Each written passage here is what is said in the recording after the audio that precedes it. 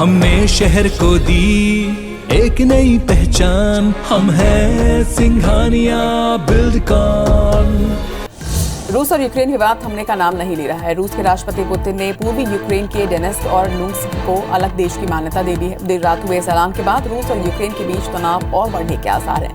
Putin ने पूर्वी Ukraine में रूस की सेना भेजने के आदेश भी दे दिए हैं। पुतिन के इस कदम के बाद ही संयुक्त राष्ट्र सुरक्षा परिषद ने इमरजेंसी मीटिंग बुलाई, जिसमें भारत ने रूस के कदम पर चिंता जाहिर की है। यूएनएससी में भारत के प्रतिनिधि टी.एस. त्रिमूर्ति ने कहा कि इस कदम से शांति और सुरक्षा भंग हो सकती है। ये मामला सिर्फ डिप्लोमेटिक बातचीत के जरिए ही हल हो सकता है।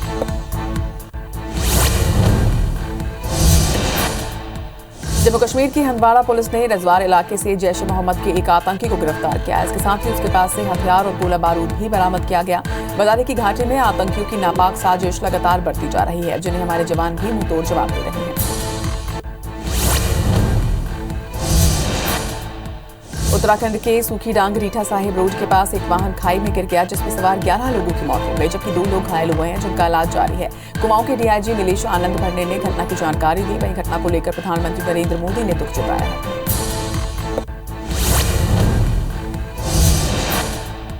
कर्नाटक हाईकोर्ट में हिजाब विवाद को लेकर लगातार सुनवाई चल रही है। इस बीच आज फिर कोर्ट इस मुद्दे को लेकर सुनवाई करेगा। इससे पहले कोर्ट में मुस्लिम छात्राओं के वकील ने कहा था कि लॉकेट, क्रॉस, चूड़ी और बिंदी पहनने पर प्रतिबंध नहीं, तो सरकारी आदेश में सिर्फ हिजाब पर ही सवाल क्यों है।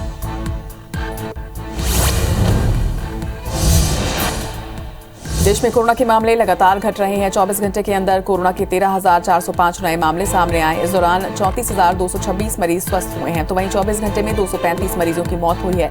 अब देश में कोरोना के कुल एक्टिव मरीजों की संख्या 1,81,000 के पार पहुंच गई है। वहीं देश में पॉजिटिविटी रेट 1.98% पर है। रूस और यूक्रेन विवाद थमने का नाम नहीं ले रहा है। रूस के राष्ट्रपति पुतिन ने पूर्वी यूक्रेन के डोनेत्स्क और लुहांस्क को अलग देश की मान्यता दी है। देर रात हुए इस ऐलान के बाद रूस और यूक्रेन के बीच तनाव और बढ़ने के आसार हैं। पुतिन ने पूर्वी यूक्रेन में रूस की सेना भेजने के आदेश भी दे दिए हैं। पुतिन ने ऐलान किया है कि रूस पूर्वी यूक्रेन के स्वघोषित गणराज्य डोनेत्स्क और लुहांस्क को अलग देश के रूप में मान्यता देगा। रूस के राष्ट्रपति ने इस मान्यता से संबंधित कार्यकारी आदेश पर दस्तखत भी कर दिए हैं। रूसी राष्ट्रपति ने दोनों ही क्षेत्रों के प्रमुखों के साथ संधि पर भी हस्ताक्षर किए। ये संधि मैत्री, सहयोग और पारस्परिक सहायता को लेकर है। पुतिन का कहना है कि यूक्रेन को कम्युनिस्ट शासन के तहत रूस ने बनाया था, लेकिन आज कट्टरपंथी इसकी आजादी का श्रेय लेते हैं। पुतिन का आरोप है कि यूक्रेन संकट की असल वजह नाटो का विस्तार है और इससे आपसी भरोसे को नुकसान हुआ है। पश्चिमी देशों का असली मकसद रूस की डेवलपमेंट को रोकना है। पुतिन ने चेतावनी देते हुए कहा कि यूक्रेन नाटो में शामिल होता है तो ये रूस के लिए सीधा खतरा होगा। हम यूक्रेन से मांग करते हैं कि वो तुरंत सैन्य कार्रवाई बंद करे। अगर ऐसा नहीं हुआ तो जो भी खून खराबा होगा उसकी जिम्मेदारी कीव में बैठी सरकार की होगी। रूसी राष्ट्रपति ने 2 टुक लहजे में कहा है कि यूक्रेन अमेरिका की कॉलोनी बन चुका है, जहां पर कठपुतली सरकार चल रही है। इसके साथ ही पुतिन ने नाटो फोर्सेस और अमेरिकी सरकार पर जमकर निशाना भी साधा। रूसी राष्ट्रपति पुतिन के कठपुतली वाले बयान पर यूक्रेन के राष्ट्रपति ने कड़ी प्रतिक्रिया दिया है। इसके साथ ही कहा है कि यूक्रेन किसी से नहीं डरता। जेलेंस्की को अभी भी पश्चिमी देशों के समर्थन की उम्मीद है। यूक्रेन के राष्ट्रपति ने कहा है कि रूस के ऐलान से कुछ नहीं होता। वहीं अमेरिका ने कहा है कि पूर्वी यूक्रेन के अलगाववादी क्षेत्रों के लिए पाबंदी लागू करेगा। यूरोपीय संघ ने कहा कि पुतिन ने अंतर्राष्ट्रीय कानून का उल्लंघन किया है।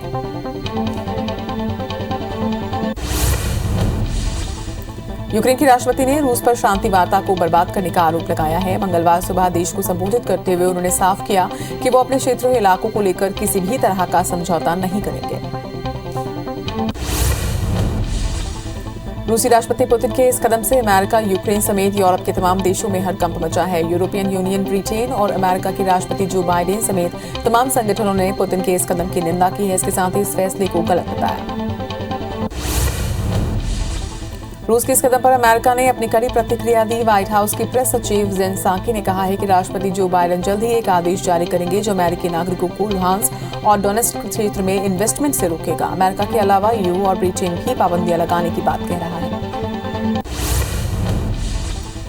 डोनेत्स्क और लुहांस्क की स्वतंत्रता को मान्यता देने और यूक्रेन में सैन्य बलों को भेजने को लेकर ब्रिटेन रूस पर नए प्रतिबंधों की घोषणा करेगा। संयुक्त राष्ट्र में ब्रिटेन की स्थायी प्रतिनिधि बारबरा वुडवर्थ ने इसकी जानकारी दी। पुतिन के इस कदम के बाद ही संयुक्त राष्ट्र सुरक्षा परिषद ने इमरजेंसी मीटिंग बुलाई है, जिसमें भारत ने रूस के कदम पर चिंता जाहिर की है। यूएनएससी में भारत के प्रतिनिधि टी.एस. त्रिमूर्ति ने कहा है कि इस कदम से शांति और सुरक्षा भंग हो सकती है। ये मामला सिर्फ डिप्लोमेटिक बातचीत के जरिए ही हल हो सकता है। यूक्रेन में बढ़ रहे तनाव के बीच यूएनएससी की बैठक में संयुक्त राष्ट्र में भारत के स्थायी प्रतिनिधि त्रिमूर्ति ने कहा कि भारत के नागरिकों की सुरक्षा सबसे जरूरी है।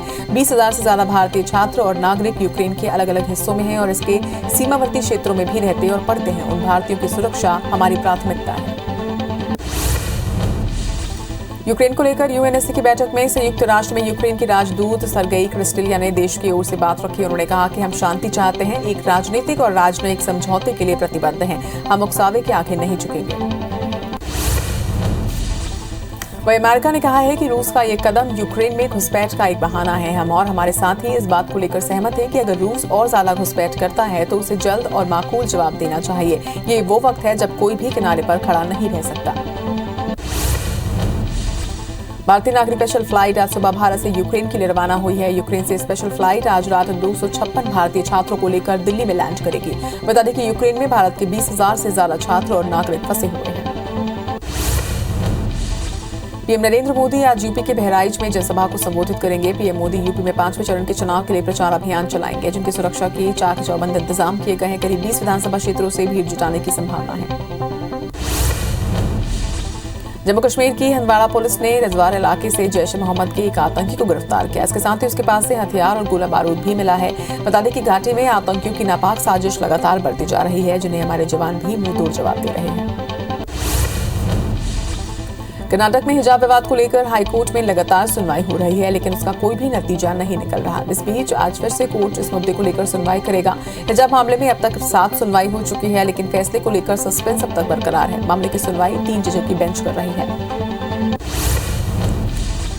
उत्तराखंड के चंपावत जिले के बारातियों से भरी बस 300 मीटर खाई में गिरने से 14 लोगों की मौत हो गई है। हादसा चंपावत के सुखीढांग रीठा साहिब सड़क पर हुआ। कुमाऊं के डीआईजी नीलेश आनंद बढ़ने के मुताबिक सभी लोग शादी समारोह से लौट रहे थे। घटना को लेकर पीएम नरेंद्र मोदी ने दुख जताया है। यूपी के आजमगढ़ के माहौल नगर पंचायत में जहरीली शराब पीने से 10 लोगों की मौत हो गई है, जबकि 44 लोग अस्पताल में भर्ती हैं। मामले को लेकर कलेक्टर अमृत त्रिपाठी ने कहा कि जहरीली शराब बेचने वाले 2 सेल्समैन को गिरफ्तार कर उनकी दुकान को सील कर दिया गया है। इसके साथ ही जांच के आदेश भी दिए गए हैं। भारत की स्वतंत्रता का 75वां साल चल रहा है। इस मौके पर ब्रिटेन सरकार ने दोनों देशों के बीच अतुल्य संबंधों का जश्न मनाने के लिए India UK week of sport की शुरुआत की है। इसमें ओलंपिक के गोल्ड मेडलिस्ट नीरज चोपड़ा, दिग्गज क्रिकेटर दिनेश समेत कई भारतीय और ब्रिटिश एथलीट हिस्सा लेंगे। ये वीक 27 फरवरी तक सेलिब्रेट किया जाएगा। दुनिया भर में कोरोना के मामले बढ़ते हुए 42 करोड़ 63 लाख के पार पहुंच चुके हैं, तो वहीं कोरोना से मौत का आंकड़ा 59,09,000 के पार पहुंच गया है। पूरी दुनिया में 35 करोड़ 33 लाख से ज्यादा मरीज कोरोना को हराकर स्वस्थ हुए हैं। तो वहीं दुनिया में एक्टिव मरीजों की संख्या की बात करें तो ये 6 करोड़ 71 लाख के पार है।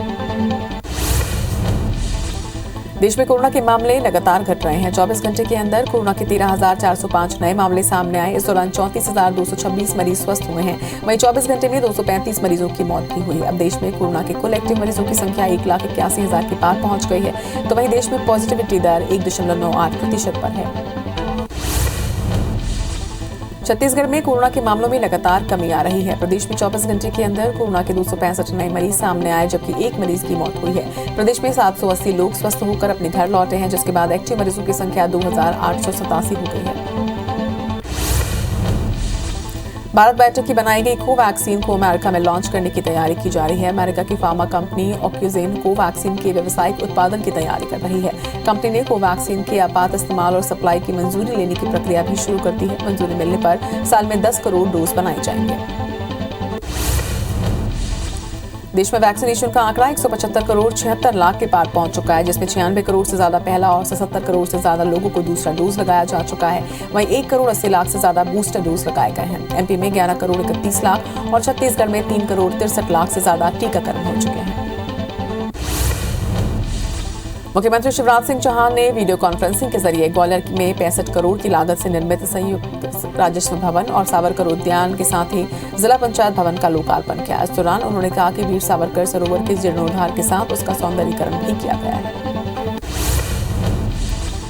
मध्य प्रदेश में सीएम शिवराज सिंह चौहान कोरोना को लेकर दोपहर 3:30 बजे समीक्षा बैठक करेंगे। बैठक में नाइट कर्फ्यू को लेकर फैसला लिया जा सकता है। बता दें कि पिछले 4 दिन से 1000 से कम कोरोना संक्रमण के मामले सामने आ रहे हैं। वहीं कोरोना का पॉजिटिविटी दर 0.85% पर रह गया है। मुख्यमंत्री भूपेश बघेल आज 5वें चरण के लिए बाराबंकी और अमेठी जिले में चुनाव प्रचार करेंगे। इसके साथ ही अलग अलग विधानसभा में जनसभा को संबोधित करेंगे और कांग्रेस प्रत्याशियों के समर्थन में वोट मांगेंगे। सीएम बाराबंकी जिले की कुर्सी विधानसभा और अमेठी की तिलोई विधानसभा में सभा को संबोधित करेंगे। सीएम भूपेश बघेल लगातार 5वें दिन भी यानी कल उत्तर प्रदेश में चुनाव प्रचार करेंगे। सीएम कल प्रतापगढ़ में पब्लिक मीटिंग में सम्मिलित होंगे। इसके साथ ही सीएम भूपेश बघेल कल दोपहर 12:30 बजे मुजफ्फरपुर और दोपहर 2:30 बजे रानीगंज बाजार में पब्लिक मीटिंग करेंगे। मध्य प्रदेश में सीएम शिवराज पीएम आवास योजना के तहत हितग्राहियों को लाभ देंगे। सीएम शिवराज कल इस कार्यक्रम में 50,000 हितग्राहियों को नवीन आवासों में गृह प्रवेश करवाएंगे। इस दौरान वो 30,000 आवासों का भूमि पूजन भी करेंगे। ये कार्यक्रम राजधानी के कुशाभाऊ ठाकरे में आयोजित होगा। मध्य प्रदेश में बीजेपी मिशन 2023 की तैयारियां शुरू कर चुकी है। तैयारियों को लेकर 24 और 25 फरवरी को बड़ी बैठकें होंगी। बैठक में सीएम शिवराज सिंह चौहान सहित बीजेपी सांसद और विधायक भी मौजूद रहेंगे। इस दौरान बूथ विस्तारक अभियान और समर्पण निधि पर भी चर्चा की जाएगी। मध्य प्रदेश में पीसीसी चीफ कमलनाथ भिंड से ग्वालियर चंबल मिशन का आगाज करेंगे। कांग्रेस 23 फरवरी को भिंड दौरे में ग्वालियर चंबल अंचल की हारी हुई सीटों में एक नए चेहरे का तलाश करेंगे। कमलनाथ दौरे में मंडल सेक्टर की मजबूती पर भी फोकस करेंगे। आरएसएस प्रमुख मोहन भागवत आज उज्जैन में विद्या भारती के चिंतामन स्थित प्रांतीय कार्यालय विक्रमादित्य भवन का लोकार्पण करेंगे। बता दें कि आरएसएस प्रमुख मोहन भागवत 4 दिवसीय उज्जैन के दौरे पर हैं। इस दौरान वो लगातार कार्यकर्ताओं और पदाधिकारियों की बैठक ले रहे हैं। एमपी में 1 अप्रैल से गाइडलाइन से ज्यादा पर रजिस्ट्री वाले घर महंगे होंगे। रिपोर्ट के अनुसार 10 से 20% तक बढ़ोतरी हो सकती है। वहीं घरों की रिपोर्ट जिला मूल्यांकन समिति तैयार करके केंद्रीय मूल्यांकन समिति को भेजेगी। इस काम का अंतिम फैसला केंद्रीय मूल्यांकन समिति लेगी। नया रायपुर के मंत्रालय में विभागीय पदोन्नति समिति की बैठक हुई, जिसमें 12 आईपीएस अधिकारियों को प्रमोशन देने का फैसला लिया गया है। जिसके मुताबिक 2 आईजी स्तर के अधिकारियों को स्पेशल डीजी और एडीजी पद पर और 6 डीआईजी स्तर के अधिकारियों को आईजी पद समेत 4 एआईजी स्तर के अधिकारियों को डीआईजी पद पर पदोन्नत किया गया।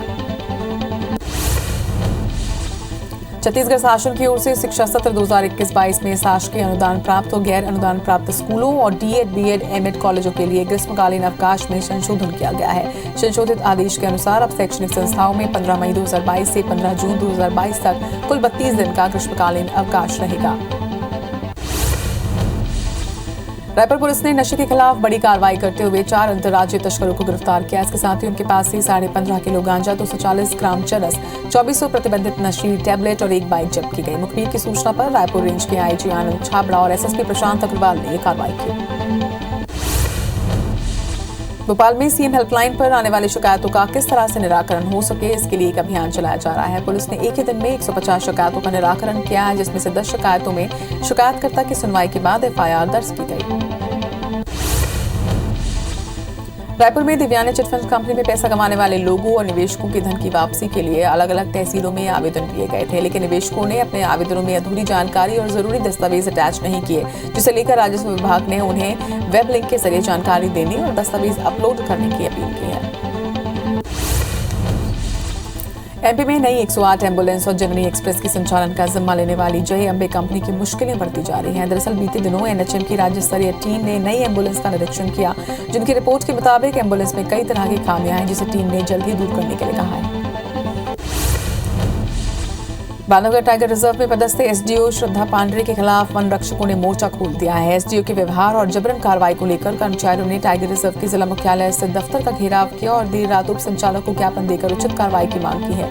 वन रक्षकों का आरोप है कि एसडीओ श्रद्धा पांडे द्वारा अपशब्दों का प्रयोग कर गाली गलौज और अवैध काम करने के लिए दबाव बनाया जाता है। बता दें कि मुरैना जिले में तेज तर्रार छवि और खनन माफियाओं के खिलाफ कार्रवाई को लेकर श्रद्धा पांडे सुर्खियों में आई थी। वहीं बांधवगढ़ के मानपुर बफर क्षेत्र में बतौर एसडीओ कार्यरत हैं, जो कि इस बार अपने कर्मचारियों के निशाने पर है। वहीं मामले में उप संचालक ने मीडिया से बात करने से कतरा रहे हैं।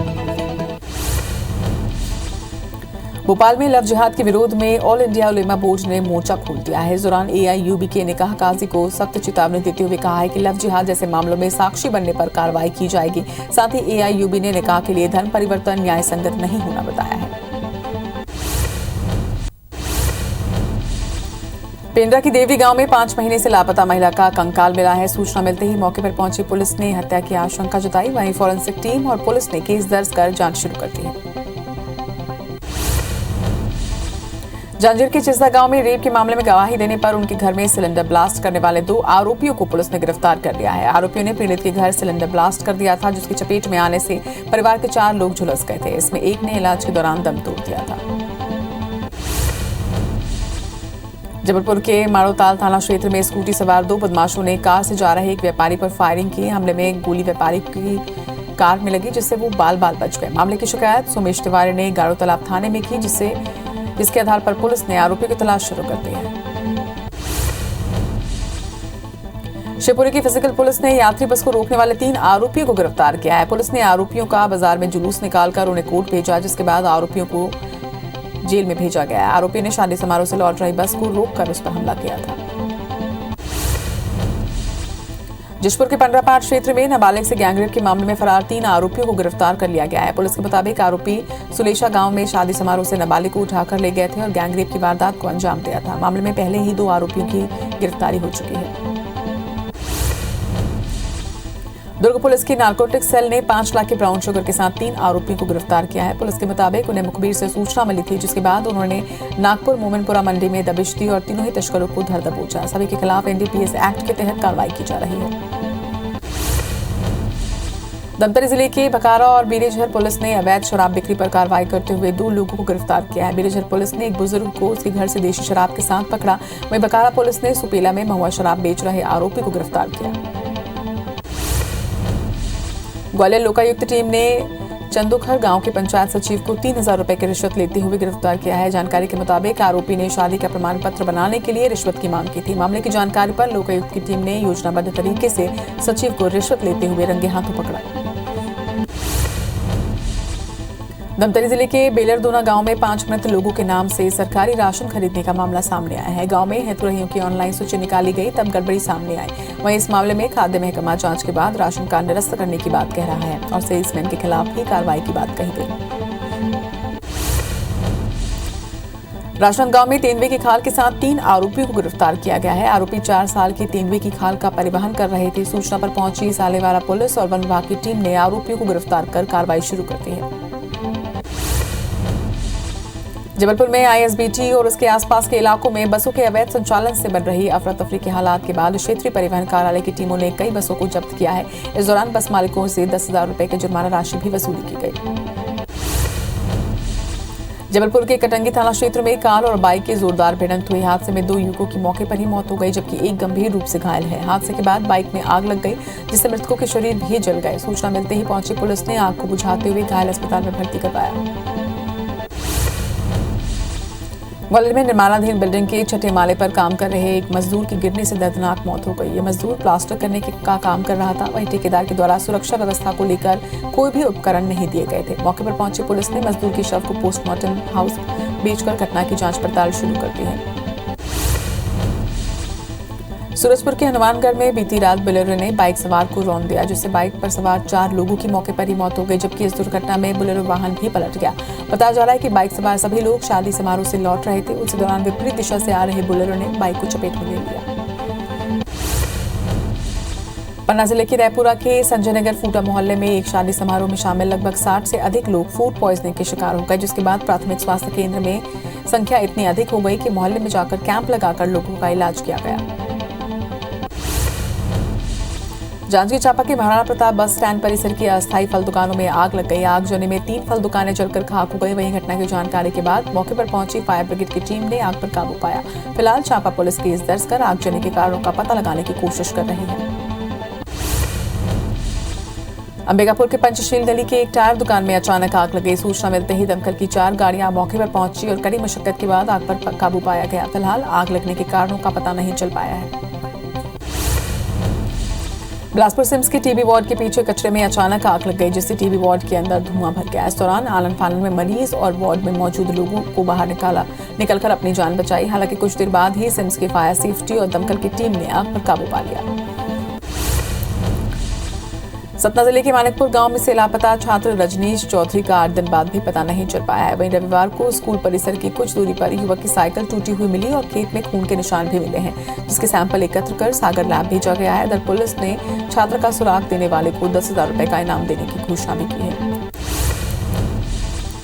उमेरा के बांधवगढ़ टाइगर रिजर्व के सीमावर्ती गांव में हाथियों का आतंक जारी है। हाथियों ने बमेरा कैंप को तहस नहस कर दिया है, जिसके बाद पतौर गांव में ग्रामीणों के घर में जमकर उत्पात भी मचाया। इस दौरान ग्रामीणों और मजदूरों ने भागकर अपनी जान बचाई। एमपी के मौसम में बदलाव होना शुरू हो गया है। दिन का तापमान बढ़ा हुआ है, लेकिन रात में अभी भी ठंड महसूस की जा रही है। मौसम विभाग के मुताबिक फरवरी की रातें अभी सर्द रहेंगी और 3 दिन बाद धीरे धीरे प्रदेश में दिन का तापमान बढ़ेगा। वहीं 24 फरवरी को कुछ जिले में बारिश की आशंका भी जताई गई है। किरंदुल के बचेली में ट्रक और बाइक की टक्कर हुई है। हादसे में एक व्यक्ति की मौके पर ही मौत हो गई, जबकि दूसरे को इलाज के लिए अस्पताल में भर्ती करवाया गया। लगातार हादसों के चलते एसडीएम यातायात व्यवस्था को लेकर अभियान चला रहे हैं, लेकिन हादसों का सिलसिला रुक नहीं रहा। हटा के कुंडलपुर पंच कल्याणक महामहोत्सव का आयोजन किया गया, जिसमें आज ज्ञान कल्याणक उत्तर पूर्व कार्यक्रम समेत कई आयोजन किए जाएंगे। केंद्रीय मंत्री ज्योतिरादित्य सिंधिया भी शाम 4 बजे आयोजन में सम्मिलित होंगे। महासमुंद स्वास्थ्य विभाग लोगों को 100% कोविड टीका लगाने के उद्देश्य से 5 दिवसीय महाअभियान चला रहा है, जिसमें 21 फरवरी को स्कूल के छात्रों को पहला और दूसरा डोज लगाया जाएगा। वहीं 23 फरवरी को महिला बाल विकास विभाग के आंगनबाड़ी कार्यकर्ता और सहायिकाओं को टीका लगाया जाएगा।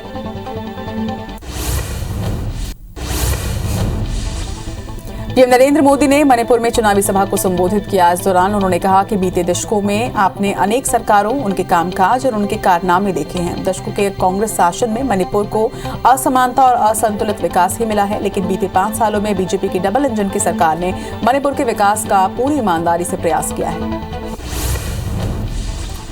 पीएम ने कहा कि ये चुनाव मणिपुर के आने वाले 25 साल को निर्धारित करने वाला है। स्थिरता और शांति की जो प्रक्रिया इन 5 सालों में शुरू हुई है, उसमें अब हमें स्थायी बनना है और इसलिए नेतृत्व में पूर्ण बहुमत की सरकार बननी बेहद आवश्यक है। भाजपा सरकार ने मणिपुर में असंभव को भी संभव बनाया है। पीएम नरेंद्र मोदी ने कहा कि कांग्रेस पार्टी ने पूर्वोत्तर के लोगों की भावनाओं, यहाँ के लोगों की तकलीफों को कभी समझ ही नहीं पाई है। एनडीए की सरकार है जो पूर्वोत्तर को अष्टलक्ष्मी मानते हुए काम कर रही है। मणिपुर में जो देश की पहली स्पोर्ट्स यूनिवर्सिटी बनाई गई है, वो इस क्षेत्र को स्पोर्ट्स का इंटरनेशनल हब बनाएगी। पीएम ने कहा कि बीजेपी सरकार पूरे नॉर्थ ईस्ट में स्पोर्ट्स टैलेंट को प्रोत्साहित कर रही है। स्पोर्ट्स इंफ्रास्ट्रक्चर पर निवेश हो रहा है। पीएम ने यह भी कहा कि कांग्रेस ने कभी आपके सामर्थ्य पर विश्वास नहीं किया। आज भी कांग्रेस के नेता यहां बड़ी बड़ी बातें करते हैं, लेकिन दूसरे राज्यों में जाते ही पहनावे का मजाक उड़ाते हैं। जम्मू कश्मीर की हंदवाड़ा पुलिस ने रजवार इलाके में जैश ए मोहम्मद के एक आतंकी को गिरफ्तार किया। इसके साथ ही उसके पास से हथियार और गोला बारूद भी बरामद किया गया। बता दें कि घाटी में आतंकियों की नापाक साजिश लगातार बढ़ती जा रही है, जिन्हें हमारे जवान मुंह तोड़ जवाब दे रहे हैं। महाराष्ट्र में बर्ड फ्लू का प्रकोप बढ़ता जा रहा है। इसे लेकर पशुपालन मंत्री सुनील केदार ने कहा है कि पालघर में करीब 1922 और ठाणे में 23,000 से ज्यादा पक्षियों को मारा गया। पहले भी जब महाराष्ट्र में बर्ड फ्लू आया था, तब राज्य ने बहुत ही अच्छे से इसे नियंत्रित किया था और इस बार भी हम इसे नियंत्रित कर लेंगे।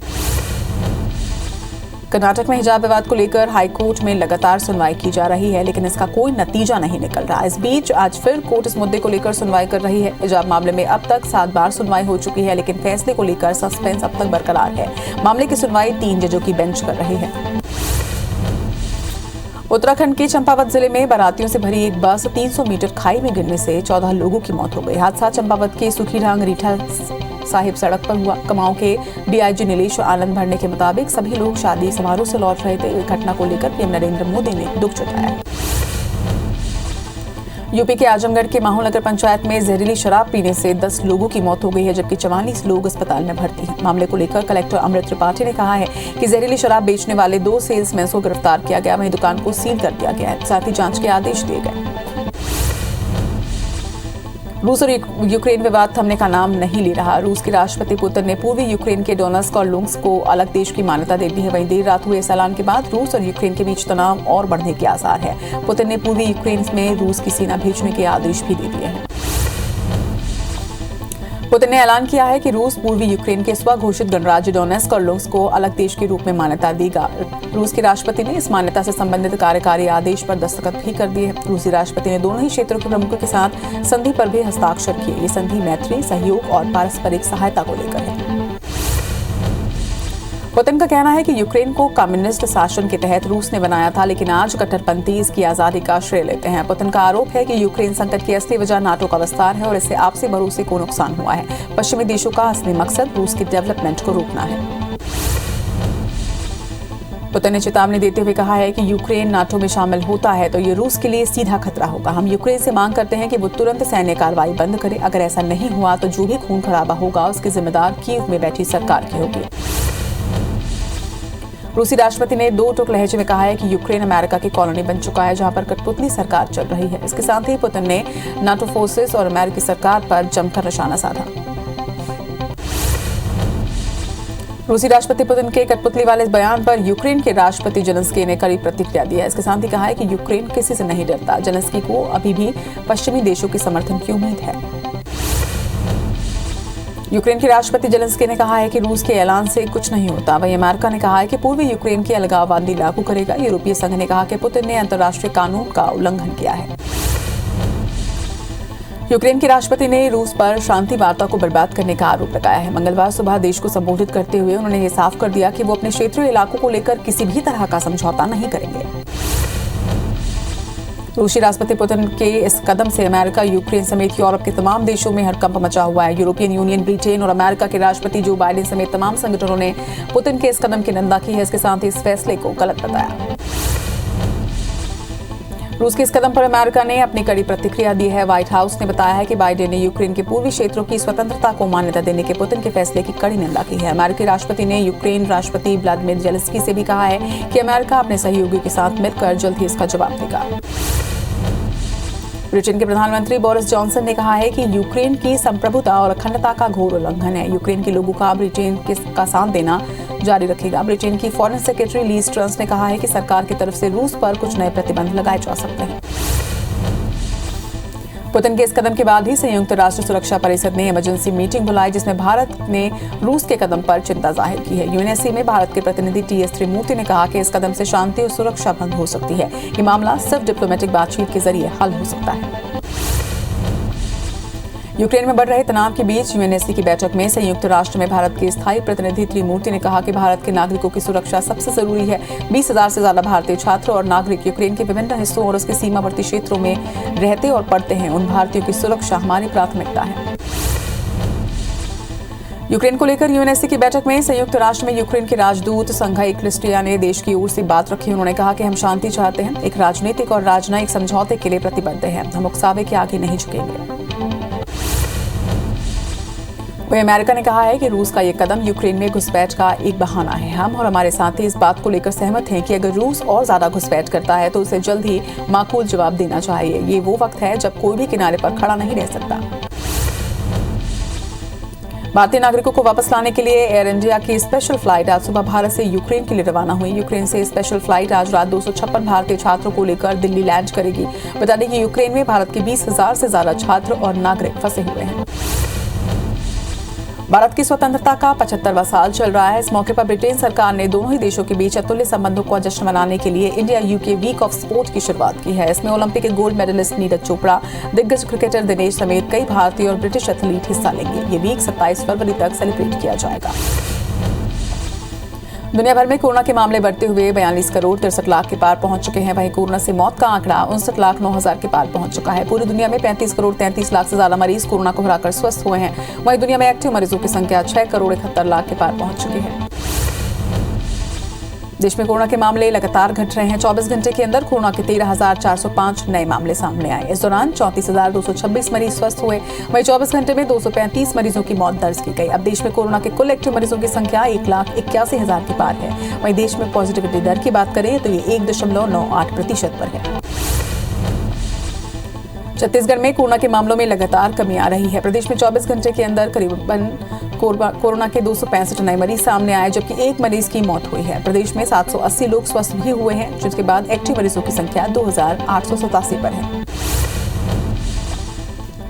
भारत बायोटेक की बनाई गई कोवैक्सीन को अमेरिका में लॉन्च करने की तैयारी की जा रही है। अमेरिका की फार्मा कंपनी ऑक्यूजेन कोवैक्सीन के व्यावसायिक उत्पादन की तैयारी कर रही है। कंपनी ने कोवैक्सीन के आपात इस्तेमाल और सप्लाई की मंजूरी लेने की प्रक्रिया शुरू कर दी है। वहीं मंजूरी मिलने पर साल में 10 करोड़ डोज बनाए जाएंगे।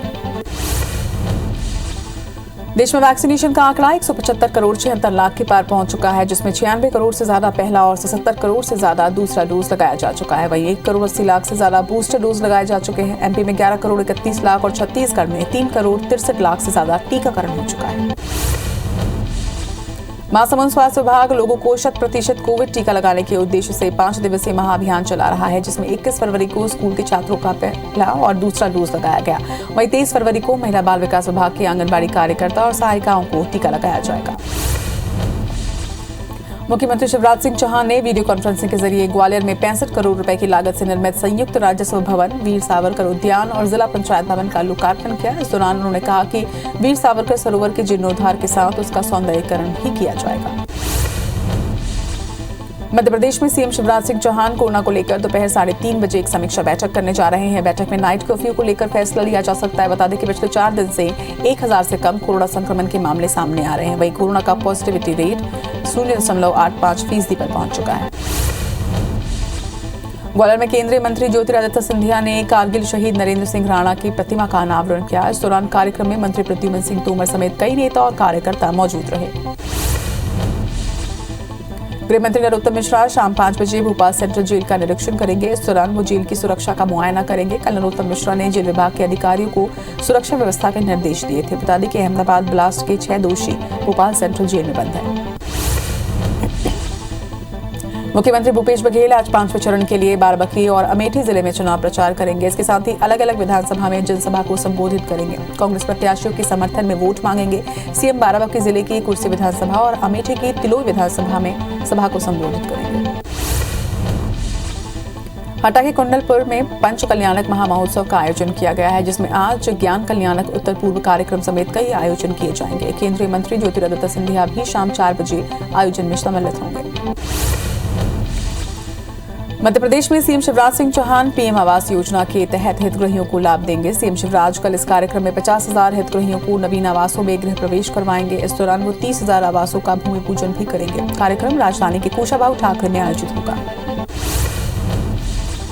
मध्य प्रदेश में बीजेपी मिशन 2023 की तैयारियां शुरू कर चुका है। तैयारियों को लेकर 24 और 25 फरवरी को बड़ी बैठकें की जाएंगी। बैठक में सीएम शिवराज समेत बीजेपी सांसद और विधायक मौजूद रहेंगे। इस दौरान बूथ विस्तारक अभियान और समर्पण निधि पर भी चर्चा की जाएगी। मध्य प्रदेश में पीसीसी चीफ कमलनाथ भिंड से ग्वालियर चंबल मिशन का आगाज करेंगे। कांग्रेस 23 फरवरी को भिंड दौरे में ग्वालियर चंबल अचल की हारी हुई सीटों में एक नए चेहरे की तलाश करेंगे। कमलनाथ दौरे में मंडल सेक्टर की मजबूती पर भी फोकस करेंगे। आरएसएस प्रमुख मोहन भागवत आज उज्जैन में विद्या भारती के चिंतामन स्थित प्रांतीय कार्यालय विक्रमादित्य भवन का लोकार्पण करेंगे। बता दें कि आरएसएस प्रमुख मोहन भागवत 4 दिवसीय उज्जैन के दौरे पर हैं। इस दौरान वो लगातार कार्यकर्ताओं और पदाधिकारियों की बैठक ले रहे हैं। पीसीसी चीफ मोहन मरकाम ने बीजेपी प्रदेश प्रभारी पुरंदेश्वरी के बस्तर दौरे पर निशाना साधा। उन्होंने कहा कि बीजेपी को विधानसभा चुनाव में बस्तर एक भी सीट नहीं मिली थी, इसलिए बीजेपी बस्तर पर फोकस कर रही है। इसके साथ ही मरकाम ने कहा कि भाजपा नेताओं में एकजुटता नहीं है। एमपी में 1 अप्रैल से गाइडलाइन से ज्यादा पर रजिस्ट्री वाले घर अब महंगे होंगे। रिपोर्ट के अनुसार 10 से 20% तक बढ़ोतरी की जा सकती है। वहीं घरों की रिपोर्ट जिला मूल्यांकन समिति तैयार करके केंद्रीय मूल्यांकन समिति को भेजेगी और इस पर अंतिम फैसला केंद्रीय मूल्यांकन समिति लेगी। नया रायपुर के मंत्रालय में विभागीय पदोन्नति समिति की बैठक हुई, जिसमें 12 आईपीएस अधिकारियों को प्रमोशन देने पर फैसला लिया गया, जिसके मुताबिक 2 आईजी स्तर के अधिकारियों को स्पेशल डीजी और एडीजी पद पर और 6 डीआईजी स्तर के अधिकारियों को आईजी पद समेत 4 एआईजी स्तर के अधिकारियों को डीआईजी पद पर पदोन्नत किया गया है। छत्तीसगढ़ शासन की ओर से शिक्षा सत्र 2021-22 में शासकीय अनुदान प्राप्त, गैर अनुदान प्राप्त स्कूलों और डीएड, बीएड, एमएड कॉलेजों के लिए ग्रीष्मकालीन अवकाश में संशोधन किया गया। संशोधित आदेश के अनुसार अब शैक्षणिक संस्थाओं में 15 मई 2022 से 15 जून 2022 तक कुल 32 दिन का ग्रीष्मकालीन अवकाश रहेगा। रायपुर पुलिस ने नशे के खिलाफ बड़ी कार्रवाई करते हुए 4 अंतर्राज्यीय तस्करों को गिरफ्तार किया है। इसके साथ ही उनके पास से 15.5 किलो गांजा, 240 ग्राम चरस, 2400 प्रतिबंधित नशीली टैबलेट और एक बाइक जब्त की है। मुखबिर की सूचना पर रायपुर रेंज के आईजी आनंद छाबड़ा और एसएसपी प्रशांत अग्रवाल ने ये कार्रवाई की। भोपाल में सीएम हेल्पलाइन पर आने वाली शिकायतों का किस तरह से निराकरण हो सके, इसके लिए एक अभियान चलाया जा रहा है। पुलिस ने एक ही दिन में 150 शिकायतों का निराकरण किया, जिसमें 10 शिकायतों में शिकायतकर्ता की सुनवाई के बाद एफआईआर दर्ज की गई है। रायपुर में दिव्यांग चिट फंड कंपनी में पैसा कमाने वाले लोगों और निवेशकों के धन को वापस के लिए अलग अलग तहसीलों में आवेदन किए गए थे, लेकिन निवेशकों ने अपने आवेदनों में अधूरी जानकारी और जरूरी दस्तावेज अटैच नहीं किए, जिसे लेकर राजस्व विभाग ने उन्हें वेब लिंक के जरिए जानकारी देने और दस्तावेज अपलोड करने के लिए कहा है। एमपी में नई 108 एम्बुलेंस और जर्नी एक्सप्रेस के संचालन का जिम्मा लेने वाली जेएमबी कंपनी की मुश्किलें बढ़ती जा रही है। दरअसल बीते दिनों एनएचएम की राज्य स्तरीय टीम ने नई एम्बुलेंस का निरीक्षण किया, जिनकी रिपोर्ट के मुताबिक एम्बुलेंस में कई तरह की खामियां हैं, जिसे टीम ने जल्द ही दूर करने के लिए कहा है। बांधवगढ़ टाइगर रिजर्व में पदस्थ एसडीओ श्रद्धा पांडे के खिलाफ वन रक्षकों ने मोर्चा खोल दिया। एसडीओ के व्यवहार और जबरन कार्रवाई को लेकर कर्मचारियों ने टाइगर रिजर्व के जिला मुख्यालय स्थित दफ्तर का घेराव किया और देर रात उप संचालक को ज्ञापन देकर उचित कार्रवाई की मांग की। वन रक्षकों का आरोप है कि एसडीओ श्रद्धा पांडे द्वारा अपशब्दों का उपयोग कर गाली गलौज और अवैध काम करने के लिए दबाव बनाया जाता है। बता दें कि मुरैना जिले में तेजतर्रार छवि और खनन माफियाओं के खिलाफ कार्रवाई को लेकर श्रद्धा पांडे सुर्खियों में आई। वहीं बांधवगढ़ के मानपुर बफर क्षेत्र में बतौर एसडीओ कार्यरत हैं, जो कि इस बार अपने कर्मचारियों के निशाने पर है। वही मामले में उप संचालक ने मीडिया से बात करने से कतरा रहे हैं। भोपाल में लव जिहाद के विरोध में ऑल इंडिया उलेमा बोर्ड ने मोर्चा खोला है। इस दौरान एआईयूबी के काजी की सख्त चेतावनी देते हुए कहा है कि लव जिहाद जैसे मामलों में साक्षी बनने पर अब कार्रवाई की जाएगी। इसके साथ ही एआईयूबी ने निकाह के लिए धर्म परिवर्तन न्याय संगत नहीं होना बताया।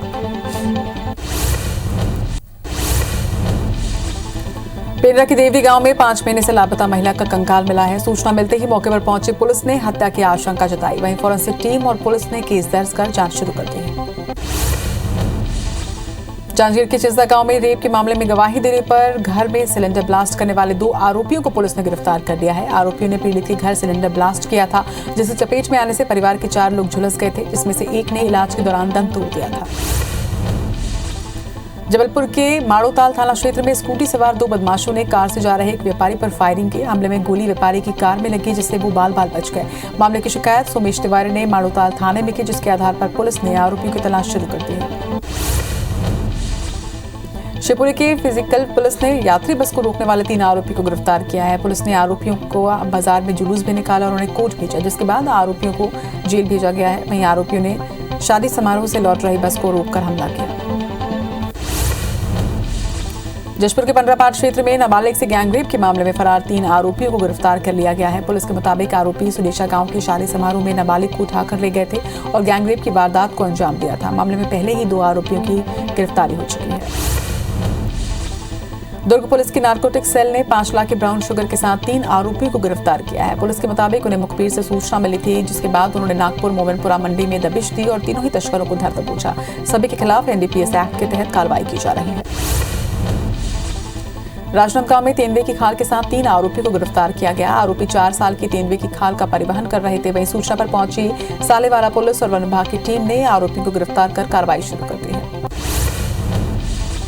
जबलपुर के कटंगी थाना क्षेत्र में कार और बाइक की जोरदार भिड़ंत हुई। हादसे में 2 युवकों की मौके पर ही मौत हो गई, जबकि एक गंभीर रूप से घायल है। हादसे के बाद बाइक में आग लग गई, जिससे मृतकों के शरीर भी जल गए। वही सूचना मिलते ही पुलिस ने आग को बुझाने हुए घायल को अस्पताल में भर्ती करवाया। किरंदुल के बचेली में ट्रक और बाइक की टक्कर हो गई। हादसे में एक व्यक्ति की मौके पर ही मौत हो गई, जबकि दूसरे को इलाज के लिए अस्पताल में भर्ती करवाया गया। लगातार हादसों के चलते एसडीएम यातायात व्यवस्था को लेकर अभियान चला रहे हैं, लेकिन हादसों का सिलसिला जारी है। अंबिकापुर के पंचशील गली के एक टायर दुकान में अचानक आग लग गई। सूचना मिलते ही दमकल की 4 गाड़ियां मौके पर पहुंची और कड़ी मशक्कत के बाद आग पर काबू पाया। फिलहाल आग लगने के कारणों का पता नहीं चल पाया है। बिलासपुर सिम्स के टीबी वार्ड के पीछे कचरे में अचानक आग लग गई, जिससे टीबी वार्ड के अंदर धुआं भर गया। इस दौरान आनन फानन में मरीज और वार्ड में मौजूद लोगों ने बाहर निकलकर अपनी जान बचाई। हालांकि कुछ देर बाद ही सिम्स के फायर सेफ्टी और दमकल की टीम ने आग पर काबू पाया। उमरिया के बांधवगढ़ टाइगर रिजर्व के सीमावर्ती गांव में हाथियों का आतंक जारी है। हाथियों ने पमेरा कैंप को तहस नहस कर दिया है, जिसके बाद पतौर गांव में ग्रामीणों के घर में जमकर उत्पात मचाया। इस दौरान ग्रामीणों और मजदूरों ने भागकर अपनी जान बचाई। एमपी के मौसम में बदलाव होने शुरू हो गए हैं। दिन का तापमान बढ़ा हुआ है, लेकिन रात में अभी भी ठंड महसूस की जा रही है। मौसम विभाग के मुताबिक फरवरी की रातें अभी सर्द रहेंगी और 3 दिन बाद धीरे धीरे प्रदेश में दिन का तापमान बढ़ेगा। वहीं 24 फरवरी को कुछ जिले में बारिश की आशंका जताई गई। राज्य में माघी पुन्नी मेले में 23 फरवरी यानी कि कल से संत समागम शुरू होगा। कार्यक्रम की मुख्य अतिथि राज्यपाल अनुसुईया उइके रहेंगी। इस दौरान कई मंत्री और विधायक के साथ साधु संत मौजूद रहेंगे। बता दें कि 1 मार्च को महाशिवरात्रि के दिन सीएम भूपेश बघेल मेले का समापन करेंगे। पंचमढ़ी में 2 साल बाद महादेव मेले की शुरुआत की गई। मेले में दूसरे प्रदेशवासी भी भोले के जयकारों के साथ पहुंच रहे हैं। वहीं प्रशासन ने मेले में करीब 1000 से ज्यादा कर्मचारियों और अधिकारियों को सुरक्षा के लिए तैनात किया है।